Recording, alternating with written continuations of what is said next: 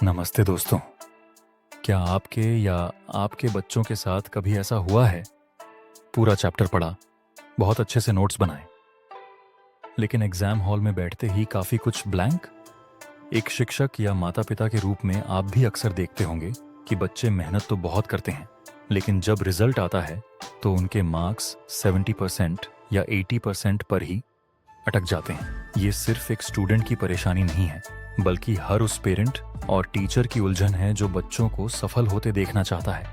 आज मैं आपके साथ एक ऐसी प्रैक्टिकल तकनीक शेयर करने जा रहा हूँ जो न सिर्फ बच्चों के पढ़ने का तरीका बदल देगी, बल्कि हर टीचर के लिए भी क्लासरूम में एक गेम चेंजर साबित होगी। मैं यहाँ आपसे कोई किताबी ज्ञान नहीं बांटने वाला। अक्सर जब मैं अपने बेटे देवाग्य को पढ़ाई करते हुए देखता हूँ या शिक्षकों से बात करता हूँ, तो मुझे एहसास होता है कि आज बच्चों पर कितना प्रेशर है। हम उन्हें घंटों पढ़ते हुए देखते हैं, पर नतीजा 100% नहीं आता। समस्या बच्चों की मेहनत या उनकी लगन में नहीं है, समस्या उस तरीके में है जिससे वो रिवीजन करते हैं। हम अक्सर सोचते हैं कि बार बार पढ़ने से चीज़ें याद हो जाएंगी, लेकिन आज मैं आपको एक ऐसा तरीका बताऊंगा जो किसी भी औसत छात्र को रटने वाले से एक मास्टर बना देगा। सबसे पहले बात करते हैं शिक्षा जगत में मशहूर यंस 3-7 नियम की। यह क्या है? डे 1, पहला दिन, बच्चे ने कोई नया विषय या कॉन्सेप्ट सीखा। डे 3, तीसरा दिन, एक दिन का गैप देकर उसने पहली बार रिवीजन किया।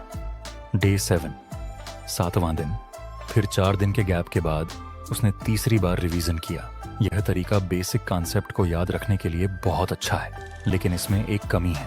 अगर बच्चे ने बहुत गहराई से रिवीजन किया तो उसे 90% तक याद रहेगा। अगर नॉर्मल रिवीजन किया तो सिर्फ 7%। तो 70% से फुल स्कोर तक का यह सफ़र कैसे तय होगा? अब आता है असली राज। फुल स्कोर करने के लिए हमें डे 3 और डे 8 को पढ़ने का तरीका पूरी तरह बदलना होगा।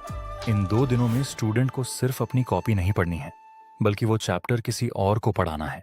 आप सोचिए, एक टीचर को हर विषय इतनी अच्छी तरह याद क्यों रहता है? क्योंकि जब एक टीचर क्लास में लेक्चर देने जाता है तो उसके अवचेतन मन, सबकॉन्शियस माइंड में एक डर होता है, असम्मान का डर, फियर ऑफ डिसरिस्पेक्ट। अगर किसी बच्चे ने ऐसा सवाल पूछ लिया जिसका जवाब टीचर को न पता हो, तो पूरी क्लास के सामने बेइज्जती होगी। हमारा दिमाग इस बेइज्जती से बहुत डरता है और खुद को हर छोटे से छोटे सवाल के लिए तैयार और सुपर अलर्ट कर लेता है।